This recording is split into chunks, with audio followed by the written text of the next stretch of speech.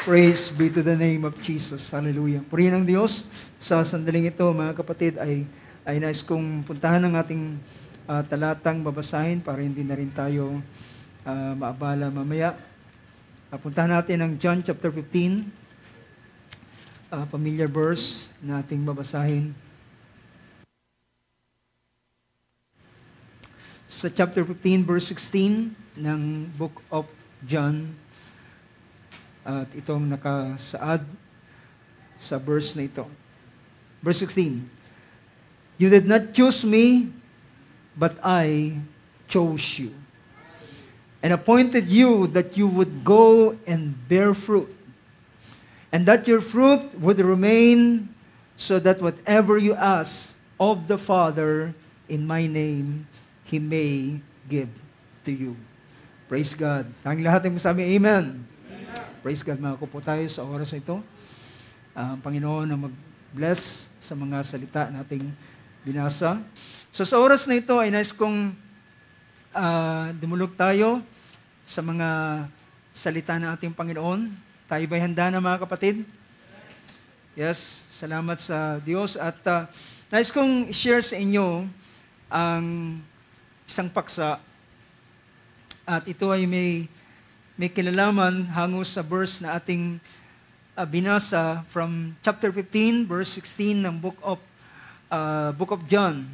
Ito'y pangungusap mismo ng ating Panginoong Hesus ng kanyang mga huling mga oras bago ang ating Panginoong Hesus ay hulihin at dalhin sa paglilitis at eventually kinabukasan siya ay ipako sa krus.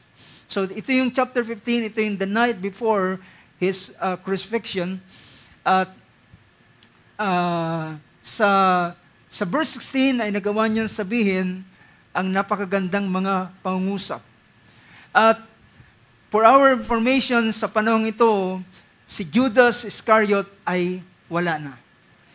It is purely and mainly and merely mga apostles at disciples na tinawag niyang kanyang pinili at hinirang.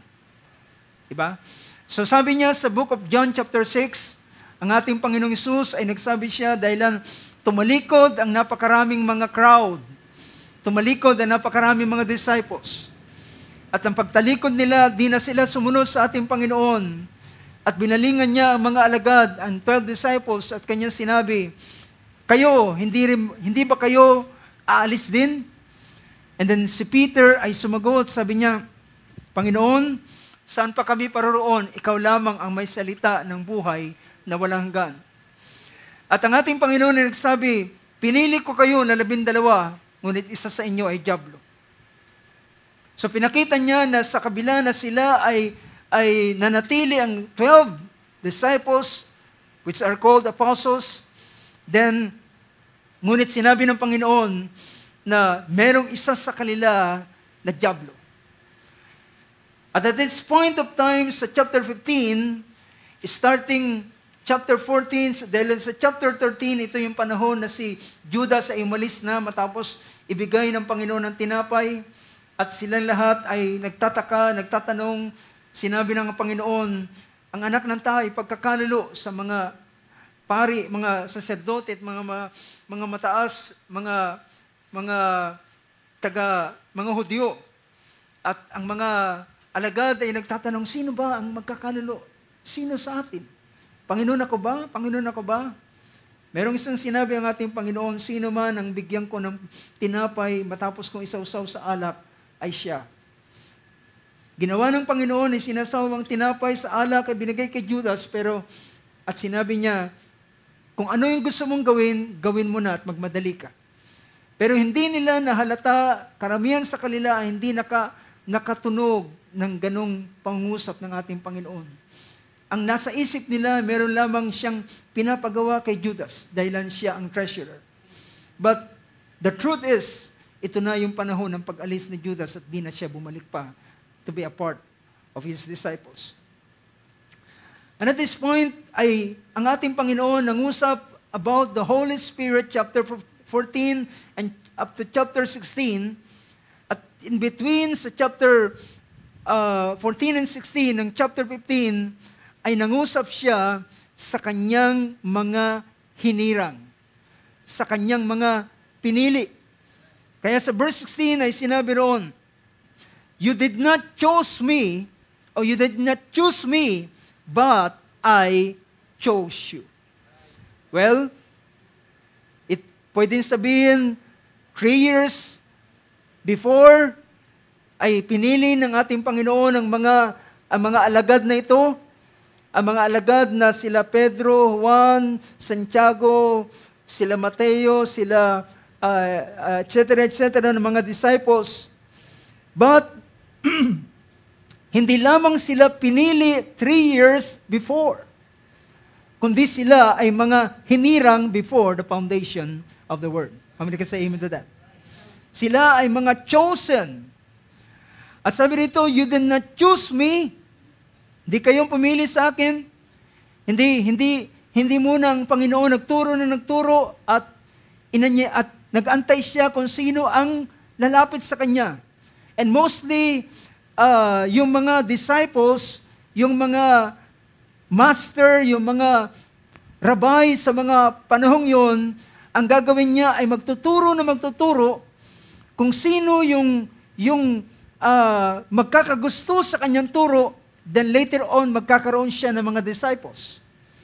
But Jesus ay gumawa siya ng kakaiba.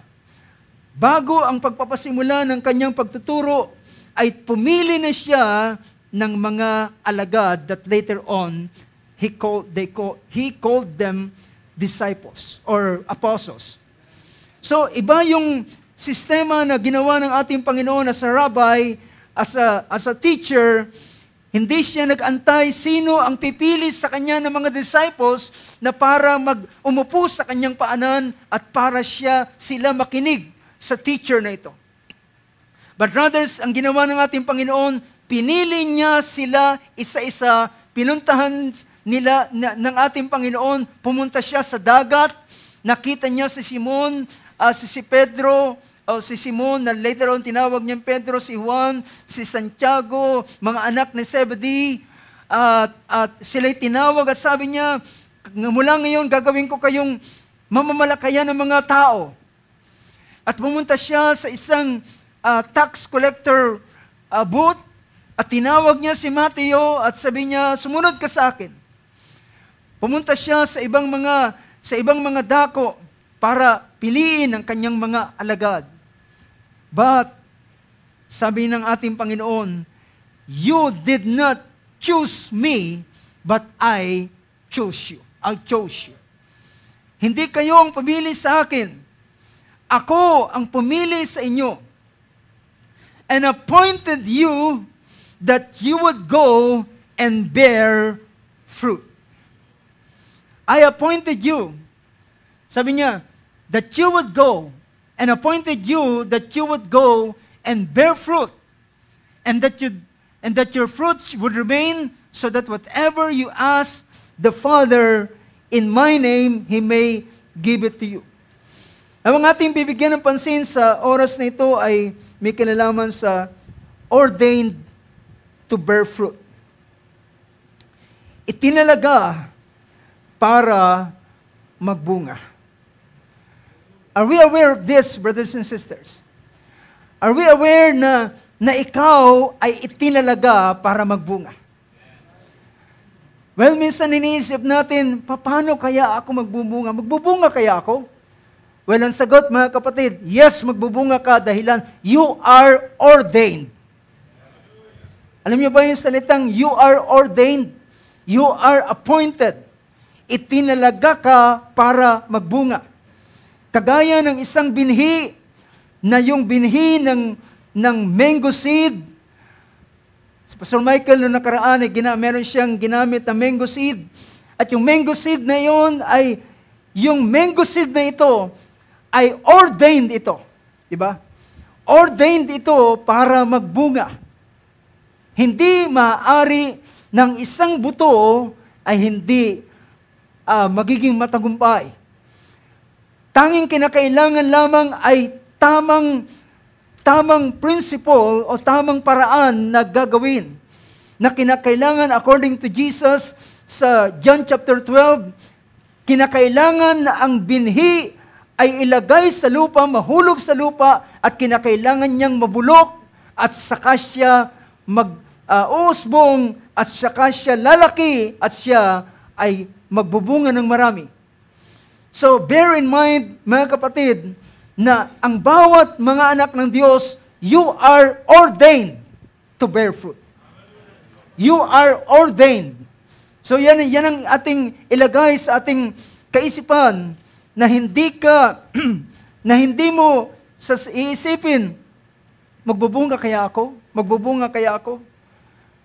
At walang isa man na puno na nagko-concentrate sa kanyang sarili para siya magbunga.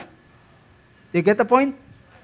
Bawat puno, bawat binhi na itanim ay lumalago at sila ay eventually, later on, ay nagbubunga naturally. Diba? Hindi sila nagpapakahirap sa kanilang sarili naturally sapagkat doon sa kanila ay nilagyan sila, ang binhi ay nilagyan ng ng ability to bear fruit. Nilagyan sila ng abilidad, ng kakayahan. At yung kakayanan na yon ay hindi yon sa kanyang sarili, yung nag-design. Yung nag-design, ang Diyos na nagdisenyo ng binhi, ang siyang naglagay doon sa loob niya ng ability to bear fruit. Ability to sprout, ability para umusbong at lumaki. At kinakailangan lamang niya ay mahulog sa lupa at maitanim at siya ay makausbong and later on ay siya ay makapagbunga. So, makita natin ito na you are appointed. I am appointed. You are ordained. We are ordained to bear fruit. Hindi pwedeng mapigilan. I want to say this, brothers and sisters, hindi pwedeng mapigilan ang iyong pagbubunga kay Kristo. Hindi pwedeng mapigilan ng anumang bagay ang iyong pagbubunga. You are ordained to bear fruit. Walang pagsubok na makakahadlang sa iyong pagbubunga.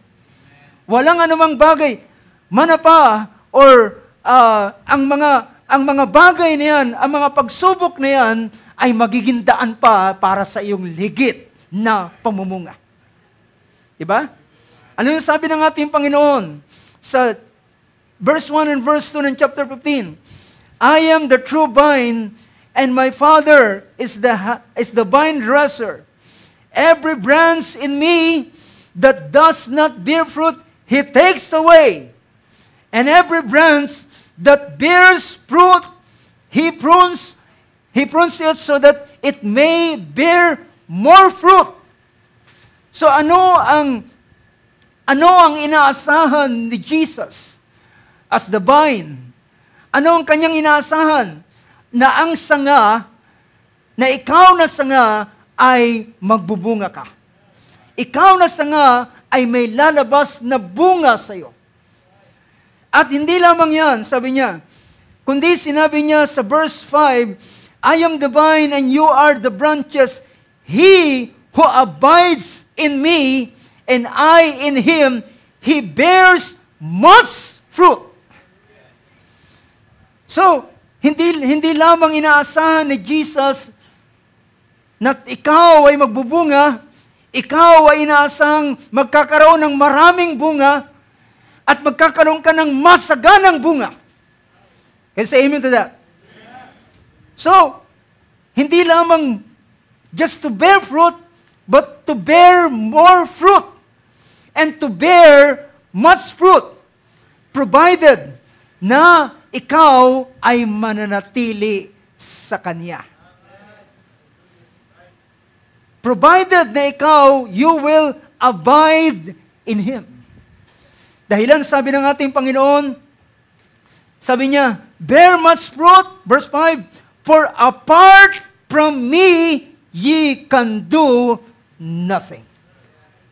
apart from me, hiwalay sa akin, if you will not abide in Him, kahit anong gawin mo, you cannot bear fruit. Hindi ka makakapagbunga. Pero, kung ikaw ay mananatili sa Kanya, sabi niya, ikaw ay mananatili sa Kanya at siya ay mananatili sa iyo. Yun ang sinabi sa verse 7. Pero pinakita roon, because apart from me, you can do nothing. Well, hindi ibig sabihin na wala kang magagawa. Pwede kang maraming magawa, pero yung ginagawa mo ay hindi bunga na kanyang ine-expect. Naintindihan niyo mga kapatid? Pwede kang maraming gawa. Pwede kang maraming ginawa. Ngunit, yung gawa na gagawin ng isang tao apart from Him ay hindi bunga na kanyang inaasahan. Hindi ito yung bunga na kanyang ine-expect. Kundi, at mga kapatid, bukod sa sinabi ng Banal na Kasulatan na tayo ay ordained to bear fruit, ay meron pa siyang sinabi na napakagandang bagay na kanyang sinabi sa verse 7, if you abide in me and my words abide in you, ask whatever you wish, it will be done for you. Well, maaaring yung ilan nag-iisip, parang lahat ng gusto kong, lahat ng wish ko ay matutupad. Gusto ko ng sports car. Well, mga kapatid, dapat nating tandaan, what is this fruit? Ano ba ang fruit na ito? Ano ba yung fruit na ibubunga ng mga ordained na ito? Ng mga pinili ito? Ano ba yung bunga na kanilang ibubunga? Well, gusto kong sabihin sa inyo mga kapatid, ito'y kakaiba sa tinatawag na fruit of the Spirit. Ito ay kakaiba sa fruit of the Spirit. Oo, ang fruit of the Spirit, ang fruit of the Spirit according to Galatians 5, verse 22 onward, pinakita roon, the fruit of the Spirit is love, joy, peace, patience, kindness, goodness, faithfulness, gentleness, self-control. Against such things, there is no law.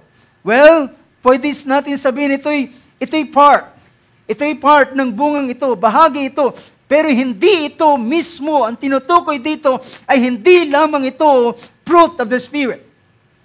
Ano? Ngayon ang tanong, ano ang bungang ito? Ano ang ibubunga mo, kapatid? Ano ang ibubunga natin? Well, alam niyo ba kung ano ang ibubunga natin? Ang ibubunga natin ay ang purpose ng Diyos sa ating buhay. Ulitin ko mga kapatid, the fruit na tinutukoy dito is the purpose of God that will be fulfilled in your life.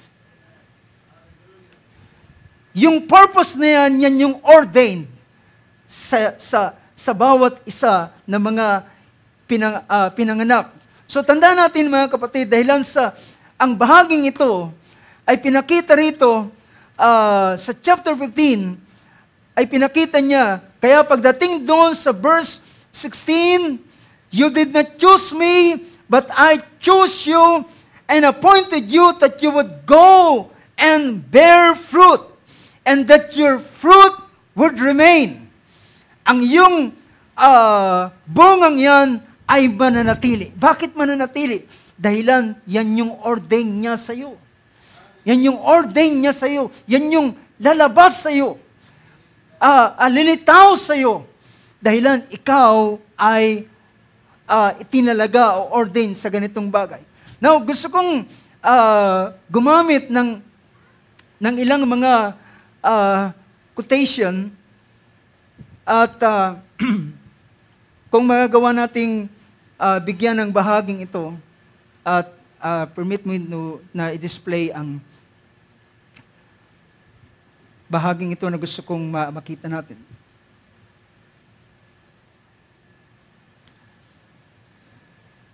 So, we are ordained to bear fruit. Merong ilan sa quotation or sabihin natin pangaral ni Branham at ang pangaral na ito ay sa Thinking Man's Filter. I'm sorry, hindi masyadong malaki. Pero pakinggan ninyo. Sabi rito, notice that the word cannot deny itself. Then it is satisfied or it's the desire. Tandaan nyo yung salitang desire. Then it is satisfied or it's the desire. It's a desire of what? Sabi niya, what made you desire it? Ang tanong niya, ano ang naging dahilan bakit mo ninanasa ang isang bagay? Well, ang tinutukoy niya rito ay yung pagnanasa ng isang mananampalataya sa mga bagay ng Diyos. Yung pagnanasa, sabi niya, what made you to desire it? Anong naging dahilan bakit nagkakaroon ka ng ganyang desire? What made you desire it in the first place? Because, sabi niya, because down in your soul, there was a predestinated seed, which is eternal life. So sabi niya, doon sa iyong kaluluwa, down, bakit mo dinidesire ang ganitong bagay? Bakit ka nagdi-desire ng mga spiritual things? Bakit ka nagnanasa ng mga spiritual na mga bagay? Anong dahilan? Sabi niya, what made you desire it? In the first place, because down in your soul, there was a predestinated seed. Doon sa kaluluwa mo, ay merong binhi, itinalagang binhi, na sabi niya, which was eternal life. Always laying in there, always was in there, all that the Father has given me will come to me. There isn't any of them going to be lost. So, doon pala, so bago pa, way back, bago pa itinatag ang sanlibutan, bago pa nilikha ang langit at ang lupa, meron siyang pagpiling ginawa. At pinili niya ang bawat isa sa atin before the foundation of the world, Ephesians chapter 1 verse 6 o verse 4. At sabi niya, at lahat ng kanyang mga pinili, yung pinili niya ay, kanyang itinalaga. At yung pagkakatalagang ito ay nilagyan niya sila ng binhi. Nilagyan sila ng seed na ito. At yung seed na yan, ay nang siya ay dumating dito sa ibabaw ng lupa, kakaiba ang kanyang, meron siyang kakaibang nadarama sa kanyang puso. Ang ilan ay masyadong lulong sa mga bagay ng mundo. Pero bakit siya ay merong ibang bagay na hinahanap? Nakukuha niyo yung punto, mga kapatid. Bakit siya ay merong ibang desire? Mas parang meron siyang hinahanap na kanyang kinauhawan. Well, dahilan, hindi ikaw ang nagnanasa noon, kundi yung binhi na naroon sa iyo. Ito yung example ng ating kapatid sa isang nagdadalang tao. Kami mga lalaki, hindi kami makarelate sa bagay na yan. Pero, ang mga sister na expecting mother, ay meron silang mga kine-crave. Gusto ng maasim, gusto ng ganito, gusto ng ganyan. At sabi pa nga, hindi naman sila talaga yung gusto nun. At hindi rin sila yung may ayaw nun. Yung nabubuong baby doon sa loob ng kanilang sinapupunan ang nagnanasa, ang nagugusto ng bagay niya. So sabi niya, bakit ka nagnanasa ng ganitong bagay? Because down in your soul, there was a predestinated seed. Bakit kaya iba ang iyong panlasa? Bakit kaya ang ilan nang ikaw ay kabataan, Ang ilan ay gusto ng ganitong mga bagay, pero ikaw iba ang iyong gusto. Well, ibig sabihin, meron palang binhi na naroon. So, tuloy pa natin. Sabi niya, sa iba pang quotation o part ng kanyang message na Thinking Man's Filter. And then that shows that you was that predestinated seed down in you. Sabi niya, ito'y nagpapakita na meron ka doon sa loob mo ng itinalagang binhi. That makes you hunger for God. That makes you hunger for God. Bakit ka nauuhaw sa Diyos? Bakit interesado ka sa mga bagay ng Diyos? Interesado ka. Well, I felt, naramdaman ko yung ganitong bagay, mga kapatid. Dahil once upon a time sa aking buhay na ako'y nakadalo sa isang denomination, bago ko mapunta sa message, and then, pagkatapos noon ay nakapagtrabaho ko ng matagal na panahon, ilang mga taon sa isang farm sa Tanay, Rizal. At di na ako nakakadalo ng gawain. Pero nang ako'y nag-aral, meron akong doon sa likuran ko, ay merong nagsishare ng salita ng Diyos na narinig ko, na overheard ko sa aking pakinig. At ang ginawa ko ay sumandal ako at pinapakinggan ko yung kanilang pinag-uusapan. I'm longing for that. I don't know. But, ibig sabihin, doon sa loob mo, merong nauuhaw. Kung ikaw lamang yan ang kakauhawan mo, yung mga bagay ng mundo at ang bagay ng sanlibutan. Kung ang sarili mo lamang ang lahat ng iisipin mo at lahat ng nanasain mo ay mga bagay ng kalayawan at ng mga kamunduhan, bakit ikaw ay nagnanasa ng ganitong bagay? Because down in your soul, there is a predestinated seed. That makes you hunger for God. All that the Father has given me sabi niya, all that the Father has given me to redeem. They died with me at Calvary. They raised with me in resurrection. All that He has given me will come to me. Lalapit sila sa akin. Mga kapatid, bakit mo pinili ang Diyos?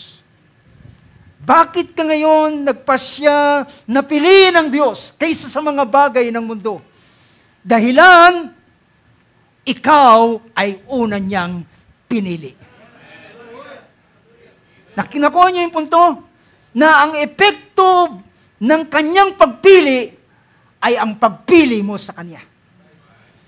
Hindi ang tao ang pipili sa Diyos, pero dahilan pinili kanya. The result of this, ang resulta nito, because He chose you, the effect of this, you will choose Him. Pipiliin mo siya. See, anong sabi ng John chapter 6, sa verse 36 and 37, verse 37, all that the Father gives me will come to me. And the one who comes to me, I will certainly not cast out. Yung mga pinili niya, one of this day ay lalapit sa kanya. At sa panahong yun ng kanyang paglapit, ay hindi yun sa kanyang sariling kagustuhan ng paglapit. Dahilan sabi ng verse 39, this is the will of Him who sent me, that of all that He has given me, I have lost nothing but raised it up at the last day. Pero ang verse 44 ay nagsabi, no one can come to me unless the Father who sent me draws him. Walang sino mang makakalapit sa Ama, maliban walang makakalapit sa ating Panginoon, maliban ang Ama ang magpalapit sa Kanya. See?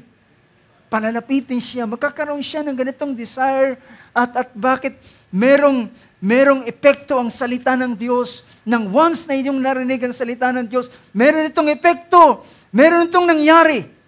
Kagaya doon sa babae sa balon ni Jacob na una ay tinatarayan ng Samaritan woman. Sabi niya, bakit humingi sa akin ng tubig? Samaritana ako, Hudyo ka. Wala tayong magandang usapan.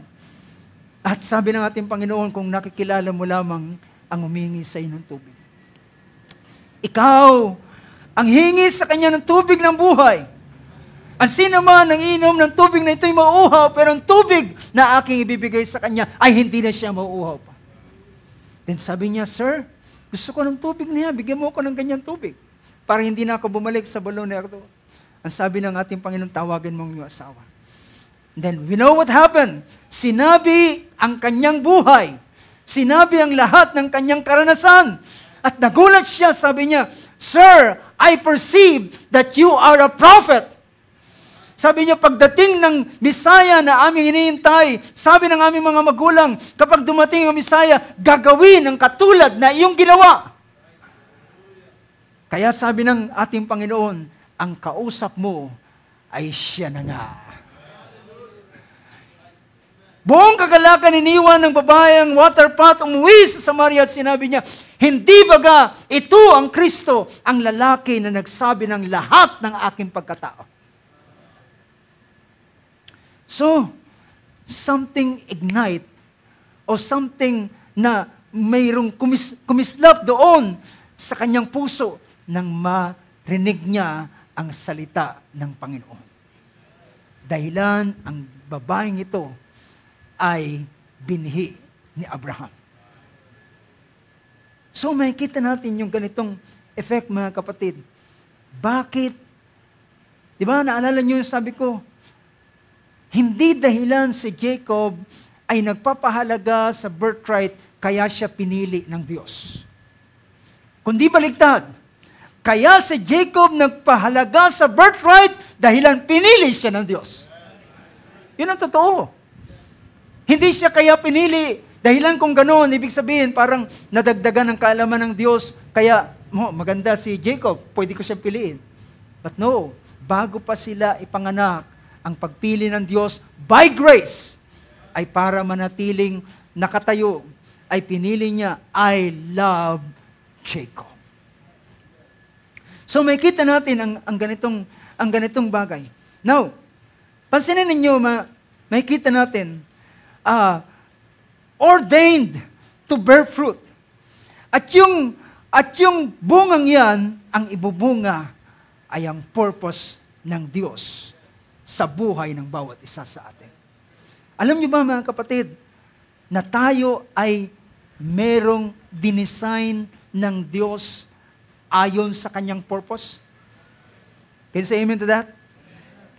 Ang Romans chapter 8 ay nagpakita. Anong sabi rito ng Romans 8 verse 28? And we know that, pwede natin i-display. I'm sorry. Sabi ng verse 28 doon, and we know that God causes all things.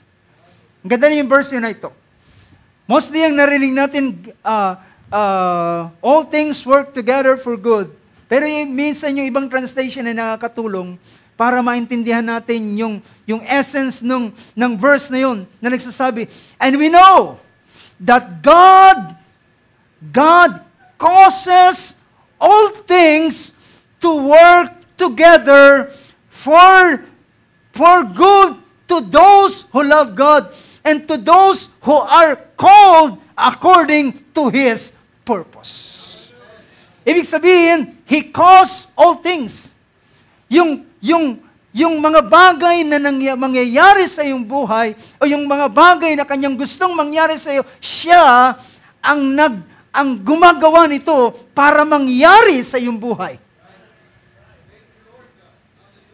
Well, alam niyo ba na merong lugar kung saan ka tatawagin ng Panginoon? Diba? Merong lugar kung saan ka tatawagin ng Panginoon. Well, the question is, how come na tayo nanggaling kung saan-saan, nagtagpo-tagpo tayo ngayon sa isang dakong ito? Well, because meron siyang layunin sa iyo, doon sa lugar na yon, doon kanya tatawagin, doon mamimit mo ang tamang tao, doon mo maririnig ang salita ng Diyos sa lugar na yon. And that's the reason, gagawa ang Diyos ng mga circumstansya para itaboy ka papunta sa lugar na yon. Yes. Kanyo, sabi nga, kami ay nakatira sa Mandaluyong, Metro Manila noon. Ngayon, Mandaluyong City. Pero nakarating kami ng Northern Luzon. Nakatira ako doon sa Nueva Ecija. Alam nyo, minsan yung mga tinatawag ng Biblia na God causes all things. Yung mga cause na ito, sometimes, hindi maganda. Yung mga cause na ito na kanyang ginagawa na pinangyayari sa iyong buhay, sometimes, hindi mo katanggap-tanggap. Minsan, mapait sa iyo. Alam niyo ba, nagtulak sa amin para makarating sa Nueva Ecija ay ang palungkot na kasaysayan ng aming buhay, ang paghiwalay ng aking mga magulang. Napadpad kami doon. At after year or 2 years, ay bumalik kami muli dito sa Metro Manila. And then, napatira kami sa bahagi ng Kainta. At doon nagpasimula ang gustong pagtawag ng Panginoon. Pinapadpad ka kung saan ka gustong dali ng Diyos. Dahilan ang purpose ng Diyos ay gusto niyang mangyari sa iyo. Itutulak ka ng ng mga circumstansya. You will be pushed by the circumstances para makarating sa lugar doon dahilan nandun ang purpose ng Diyos sa iyo. Diba? At nang makarating ako sa Cainta Rizal, then nagpasimula merong Bible study. And then, nangyari ang ilang mga bagay. Napalipat kami ng Laguna at doon naganap ang purpose ng Diyos. Mga kapatid, alam niyo ba, tandaan natin, merong tamang lugar para ikaw mag-flourish. Merong tamang lugar upang ikaw ay doon magpo-flourish at doon ka magbubunga. Doon lalabas ang bunga, doon lalabas ang purpose ng Diyos sa iyo. But ito'y kinakailangan ng tamang lugar na ikaw ay i-plant ng Diyos sa isang tamang lugar. Tingnan natin ang isang pangyayari sa isang character sa banal na kasulatan. Puntahan natin ang Book of Acts chapter 7. Sabi rito ng Acts chapter 7, well, sabi nga, ang ilang mga pangyayari sa kanyang mga inordained para maganap ang kanyang kaisipan, ang kanyang kalooban sa mga lingkod na ito. Sometimes, ang mga nagtutulak sa kanila sa mga circumstansya ay mga mapapait na karanasan, kumakaminsan. Look at Joseph. Alam niyo ba na ang plano ng Diyos sa panahon pa ni Abraham, chapter 15 ng Book of Genesis, ang iyong binhi ay makakarating sa isang bansa na hindi nila kilala. At sila'y maglilingkod doon ng daang taon, ng maraming taon. At mula sa lugar na yon ay ilalabas ko sila na may malaking bilang. It was already in the mind of God ng Israel ay makakarating where? To Egypt. Pero bago sila nakarating sa Egypt, anong nangyari? Si Joseph ay kinagalitan, kinapuutan, pinagsilosan ng kanyang mga kapatid. At yung selos nila at yung galit nila ang nagtaboy kay Joseph papunta ng Egypt. Pinagbilis siya sa isang mga Ismailites, sa mga merchandiser, mga nangangalakal. At ang kawawang Joseph na akala niya ay pinuntahan siya ng kuya niya sa isang balon, na iniisip niya, yung kuya niya ay ililigtas siya. Pero pag-ahon sa kanya, sabi niya, salamat kuya. Pero bigla siyang itinurn over sa mga Ismailites at nagkaroon ng bayaran. Binayaran ang halaga ni Joseph. At si Joseph ay tangay-tangay ng caravan papuntang Egypt. Habang papalayo sa kanyang mga kapatid. Well, ang mapait na karanasang ito ay hindi niya makalimutan. Umiyak siya. Lumuluha. Papalayo sa kanyang mga mahal na kapatid. Pero hindi niya alam, God causes all things to work together for the good to them that is called in the purpose of God. He's crying emotionally. Hindi niya may paliwanag ang kanyang karanasan, ang kanyang naranasan. At pagdating doon, ibinenta siyang alipin. Nagtrabaho siya.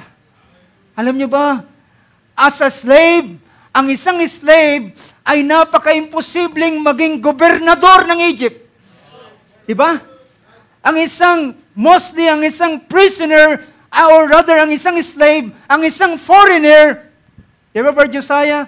Ang isang foreigner ay deprived sila sa lahat ng mga benefits ng bansa na kinaroonan niya. Pero, ang nakakapagtaka, ang isang foreigner ang naging isang gobernador ng Egypt. He became the governor of the whole kingdom of Egypt. But prior to that, ay ang mapait na karanasan na kanyang naranasan. So sometimes ang paraan ng Diyos para papangyarihin niya ang kanyang purpose, sometimes ay mga mapapait na mga karanasan na ayaw natin. Na gusto nating, kagaya ng sinabi ng Panginoon, Lord, if it is possible, let this cup pass from me, but not my will, but your will be done. At pagdating doon, now, lagpasan natin ang buhay ni Joseph. Puntahan natin, then, natupad na ang layunin ng Diyos para ang Israel, ang anak ni Jacob ay para makarating sa Egypt. Then, ang Diyos, He caused a famine. Praise God. Naglagay ang Diyos na isang famine na napaka-bigat. 7 years. 7 years of plenty and 7 years of famine. But yun yung panahon para ilagay si Joseph sa kanyang posisyon sa purpose ng Diyos. Yun ang bunga na kanyang ibinunga. Ang purpose ng Diyos ay nangyari at naganap sa kanya. Yun ay ordained. Ang bungang ito na kanyang ibubunga is ordained. Walang sino mang makakahadlang dito. Not even Pharaoh. And Pharaoh was the means paano si Joseph ay naging pangalawang tagapangulo sa buong Egypt. And then naganap. Pero sabi rito ng Acts 7:17. Acts 7, verse 17. Ito yung preaching ni Stephen. Alam nyo, si Stephen ay well-versed sa Scripture. Nagawa niyang ilatag from Abraham to Jesus. Napagdugtong-dugtong niya ang ganitong mga pangyayari. But, verse 17, but as the time of the promise was approaching, which God had assured to Abraham, the people increased and multiplied. Itong nakakapagtaka, mga kapatid. They were in the days of parang oppression. Inoppress sila ng mga taskmasters and Egyptians. But the more na inoppress sila, the more they multiplied. Why? Because ito'y produkto ng purpose ng Diyos. Ibubunga lamang nila kung ano ang purpose ng Panginoon sa kanila.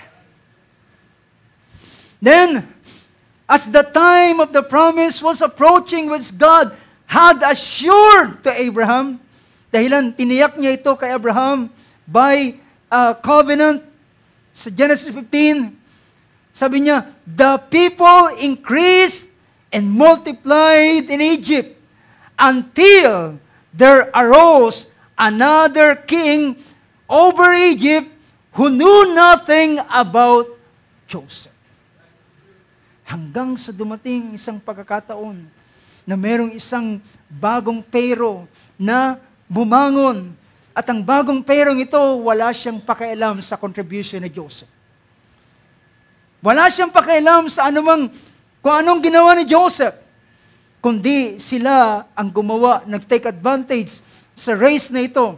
And it was he who took shrewd advantage on our race and mistreated our fathers so that they would expose their infants and they would not survive. So that they were not survived. Ito yung panahon naman, sa panahon ng ganitong oppression, ito naman ang panahon ng pagpanganak sa isang tagapagligtas. Bakit ganoon?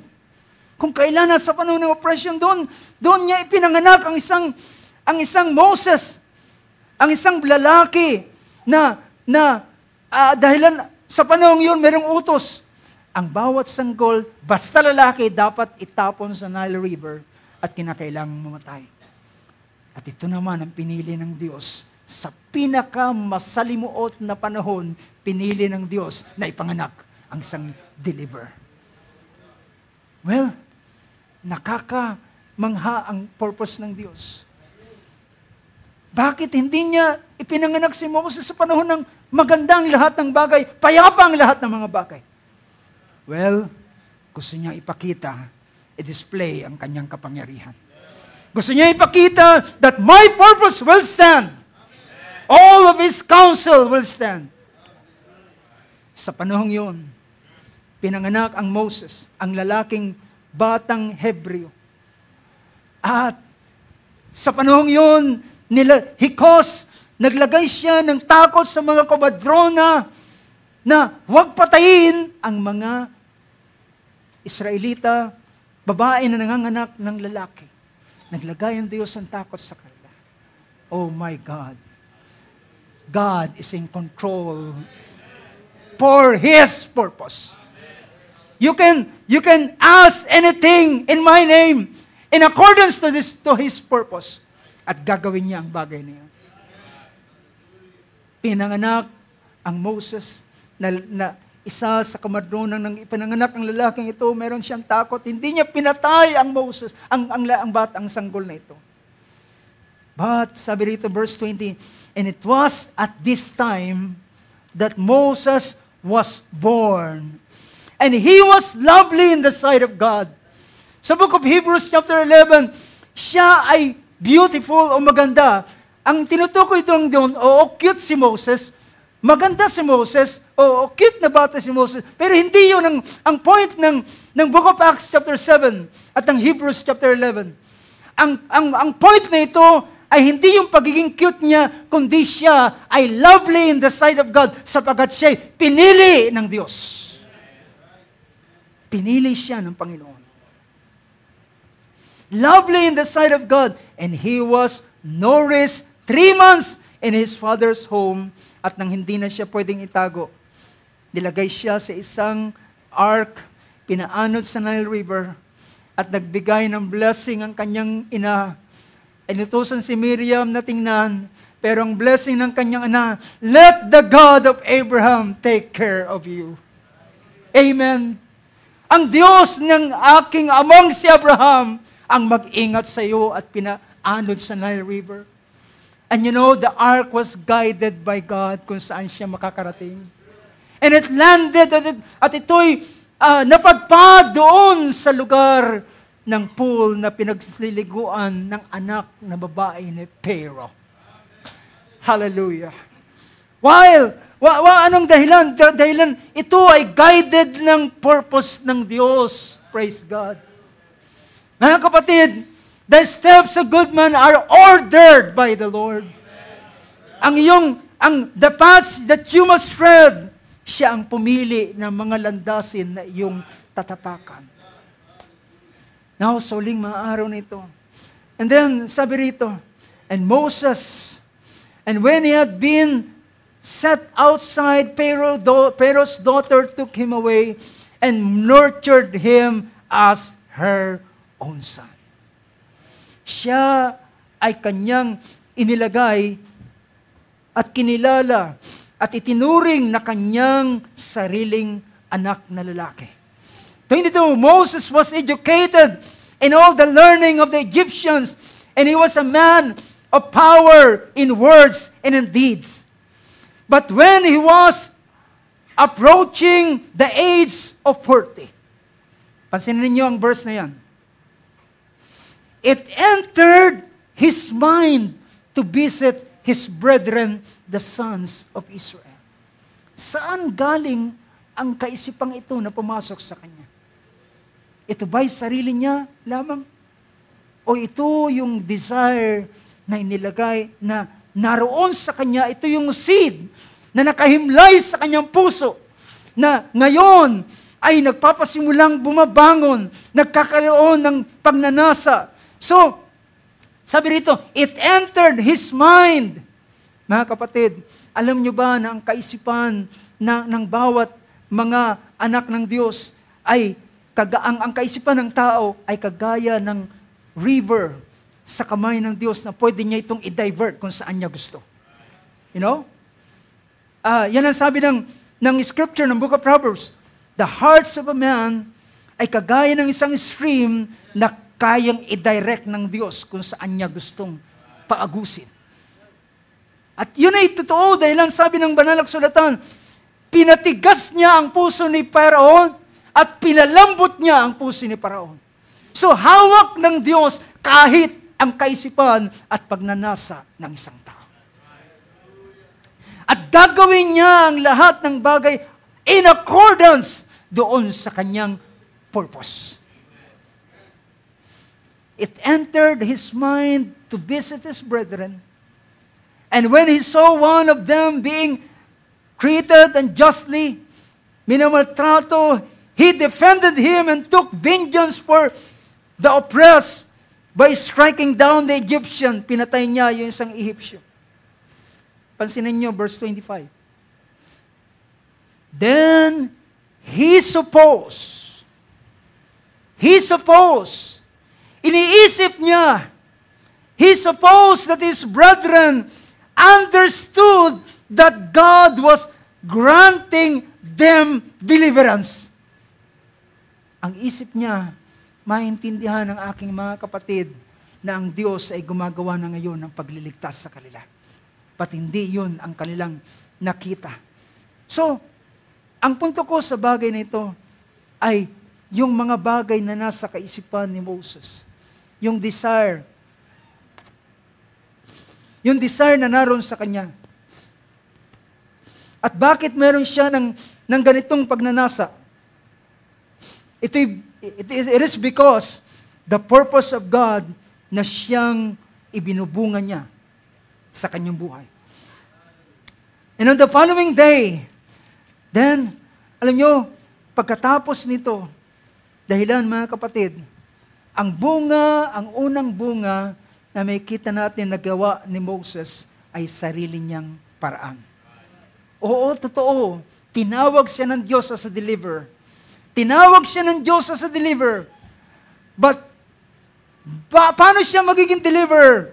Ay hindi sa pamamagitan ng education at wisdom ng Egypt. Not because of their mga educational background ng kanyang wisdom na meron siya yung kanyang kapangyarihan sa Egypt at yung kanyang dahil sabi ron, he learned the learning of the Egyptians and he was a man of power and words and in deeds. Yung kung doon niya ililigtas ang bayan ng Diyos, hallelujah, mapapapurihan ang eskwelahan na pinag-aralan ni Moses. Dahilan naging magaling siya, dahilan doon sa eskwelahan na humubog sa kanya. Hindi bagat ang kung saan sa mga board exam, sa mga bar exam, kung sino ang estudyante naging top-notcher, ay kakabit sa kanyang pangalan yung eskwelahan kung saan siya nanggaling. Diba? Sasabihin, ang galing ng eskwelahan ito. Dito ako mag-enroll para maging isa rin akong top-notcher. So kung ang Diyos, akong si Moses ay na-delivered ang Israel sa Egypt sa pamamagitan ng kanyang karunungan, hindi ang Diyos ang mapapupurihan. But because ang purpose ng Diyos ay gusto niyang ibunga at lumitaw kay Moses, tumakbo siya, tumakas ng 40 years. At nang dumating ang tamang panahon at tamang lugar kung saan siya kakatagpuin ng Panginoon, all the way doon sa Mount Horeb, kung saan niya dinadirect ang tupa ng kanyang biyanang si Jethro. Pagdating niya doon sa Midian, he forget all about deliverance na kanyang gustong gawin sa Egypt, sa Israel. Kinalimutan niya ng lahat ng bagay. At siya ay naging isang lalaking pamilyado. At kontento na siya sa buhay, may pamilya, may 2 na siyang anak, at inaalagaan niyang tupa na Jethro. But the right time has come. The right time for the purpose of God has come. At nang dumating ang takdang panahong yun, dinalaw ng Diyos si Moses. At sabi ng Diyos kay Moses, Moses, Moses. And sabi niya, narito ako. Gusto niyang tingnan yung burning bush. Bakit nasusunog, hindi natutupok? At habang siya ipapalapit, tinawag siya ng Diyos. At sabi niya, ako ang Diyos ng iyong magulang ni si Abraham, Isaac, at Israel. Ako'y nanaog para iligtas ko ang iyong bayan. Narinig ko ang kanilang daing at ngayon sinusugo kita upang ilabas mo ang aking bayan mula sa pagkaalipin sa Egypt. Sabi niya, Panginoon, ngayon pa, matanda na ako, 80 years old na ako. Ngayon pa, nakalimutan ko na lahat ng ano yung tinatawag na art of war, lahat ng karunungan, pagsasalita, pangungusap, lahat nakalimutan ka na 40 years later. 40 years after. Ngayon pa, Panginoon. Pero mga kapatid, ito ngayon, ito ang gusto ng Diyos. Kung kailan naubos na ang lahat ng kanyang karunungan. Kung saan, hindi niya na pwedeng gamitin yung kanyang mga wisdom. Dahilan, ang paraan ng Diyos ang gusto niyang itayo. Dahilan sabi niya, ang pangalang Panginoon ay hindi pa ako nakilala. Nakilala ko ni Abraham sa pangalang El Shaddai, the Almighty God, pero ang pangalang Panginoon na Jehovah ay hindi pa ako nakikilala. At doon ginawa ng Diyos at si Moses, mga kapatid, he produced the fruit of God's purpose. Walang bagay na nakahadlang, walang bagay na nakapigil sa kanya. Walang sirkumstansya na nakapigil sa kanya. In fact, ang mga sirkumstansya ay naghatid sa kanya doon sa lugar na nais ng Diyos, na doon siya dalihin ng Panginoon at doon siya itanim at doon siya mag-flourish. Now, mga kapatid, tandaan natin, ang purpose ng Diyos sa ating buhay ay wino-work ng Diyos ngayon.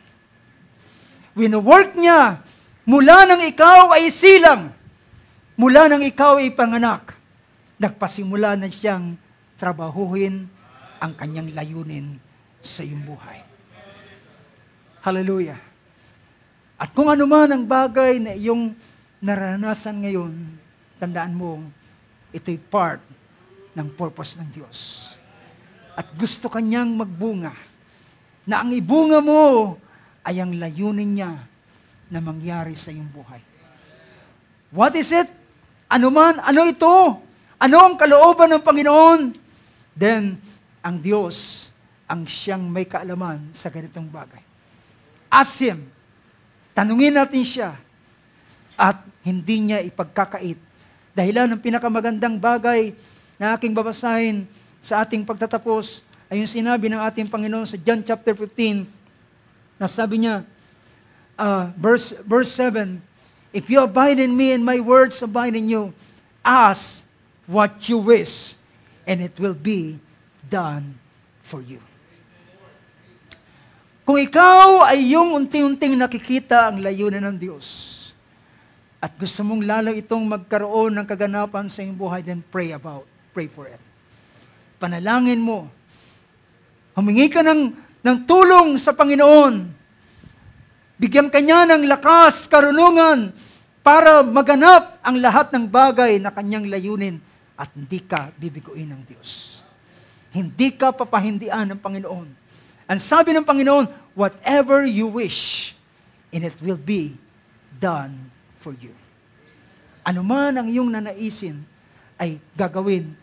Ito'y 2 beses na nakita kong ginamit ng ating Panginoon. Maaaring na-miss ko pa kung meron mang ilan, pero 2 beses kong itong napansin sa sa verse 7 at sa verse 16 na text na ginamit natin.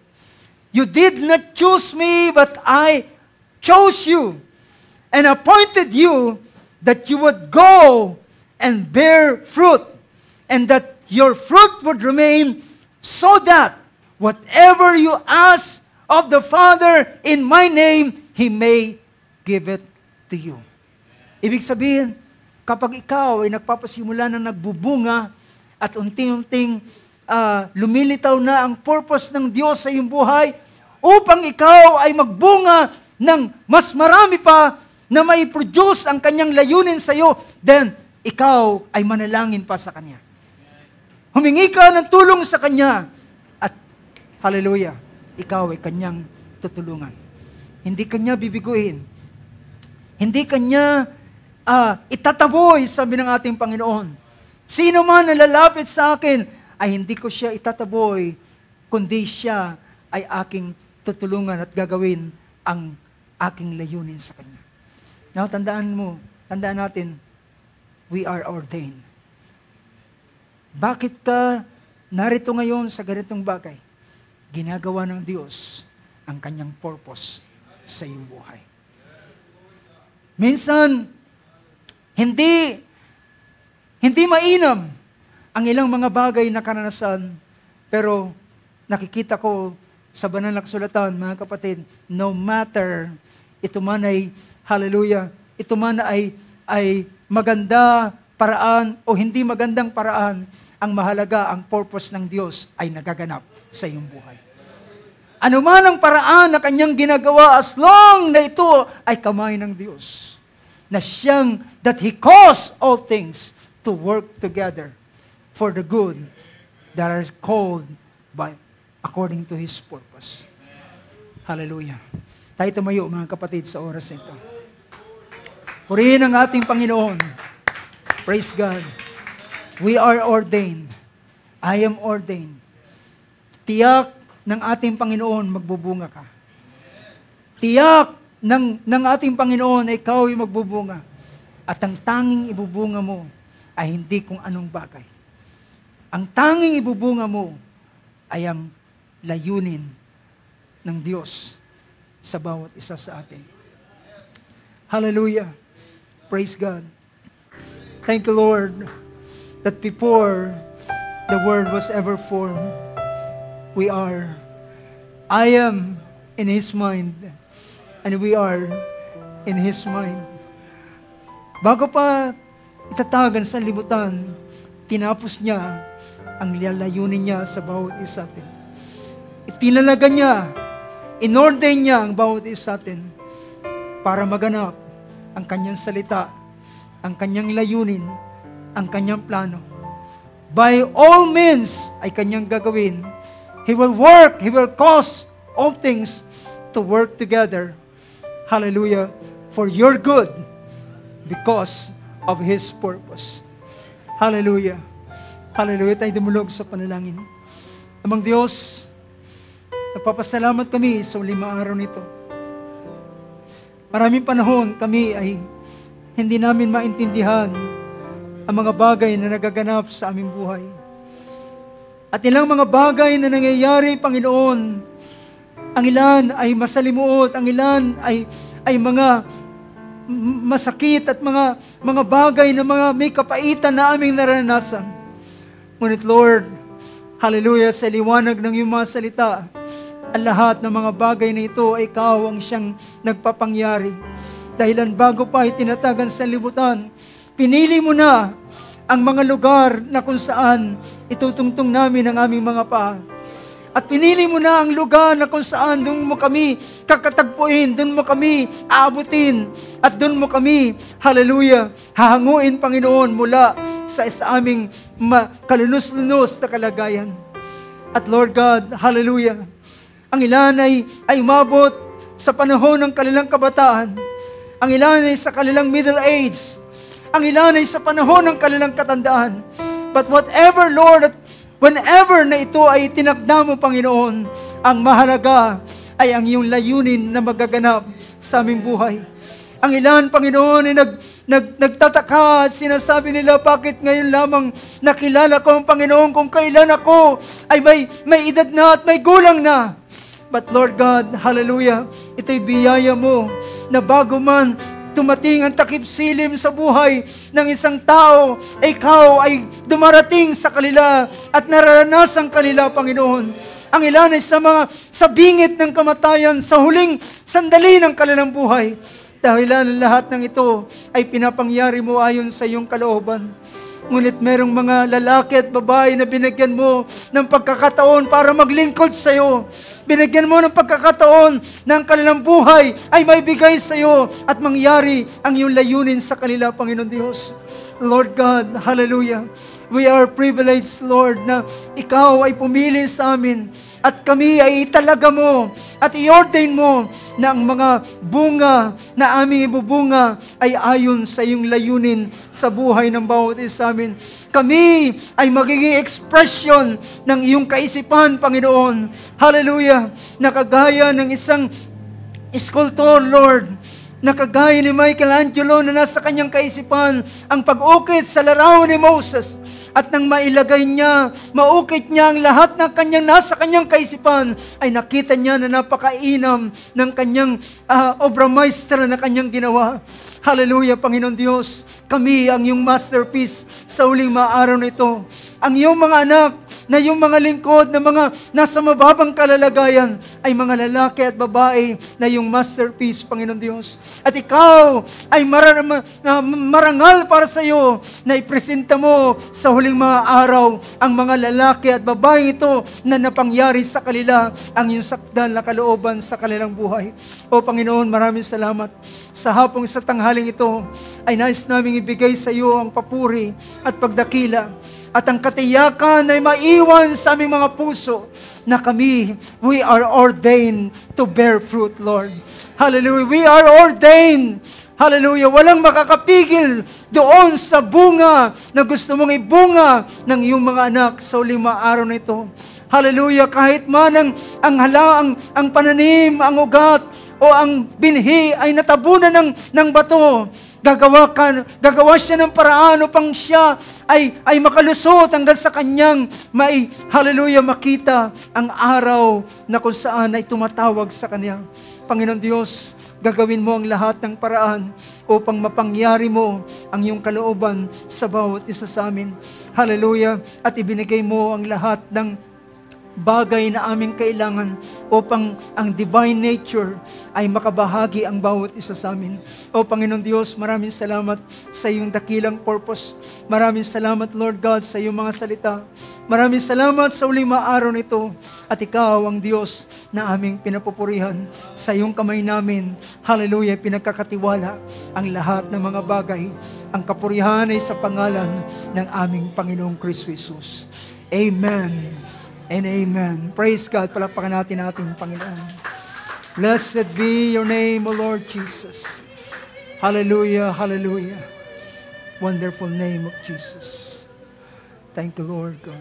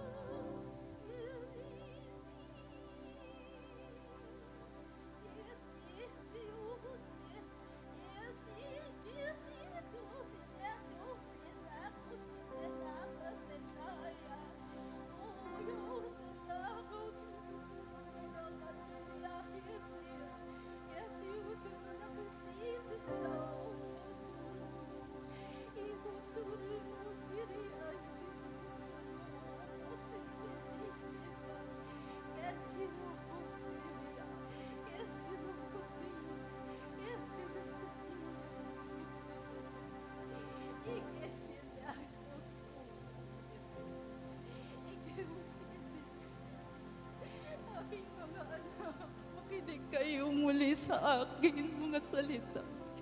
Ito ang aking sasabihin sa inyo. Ako'y narito nangungusap sa inyong mga puso. Naway inyong naintindihan ang aking mga sinabi sa pamamagitan ng aking lingkod na aking pinili para sa inyo. Makinig kayo, damin niyo ang aking mga salita, sapagkat ito ang aking pag-ibig para sa inyo. Noon pa man, inibig ko na kayo. Ano pa man ang inyong katatayuan, kayo inibig ko. Inibig ko ng tapat sa aking puso. Ikaw ang aking minamahal. Ikaw na aking pinili. Ikaw na aking pinili, ang aking minamahal. Makinig kayo sa aking mga salita, sapagkat ito ang aking biyaya. Biyayang hindi kayang pantayan ng sanlibutan. Hindi kayang ibigay ng kahit sino pa man. Ito'y biyaya na galing sa akin. Ito ang sabi ng Panginoon. And praise God. Hallelujah. We give you honor, we give you thanks, Lord. Hallelujah.